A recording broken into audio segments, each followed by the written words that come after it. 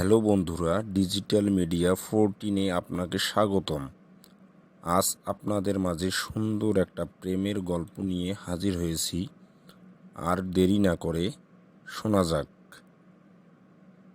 একটি কেন্দ্রস্থলে দৈনন্দিন জীবনের বিশৃঙ্খলার মধ্যে দুটি আত্মা একে অপরের সাথে সান্ত্বনা খুঁজে পেয়েছিল। তাদের ভালোবাসা সূক্ষ্ম ফুলের মতো ফুটেছিল। ঝড় সহ্য করে এবং ভাগ করা স্বপ্নের সূর্যের আলোতে ঝাঁপিয়ে পড়ে। হাসি এবং কান্নার মাধ্যমে তারা হাতে হাতে জীবনের ঝুরঝুরে পথগুলো নেভিগেট করেছে।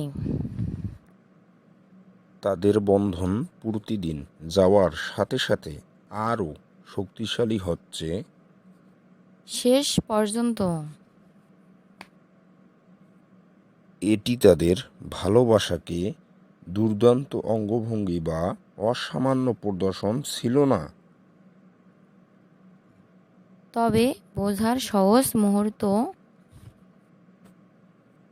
সমর্থন এবং অটল ভক্তি, যা তাদের গল্পটিকে সত্যি অসাধারণ করে তুলেছে।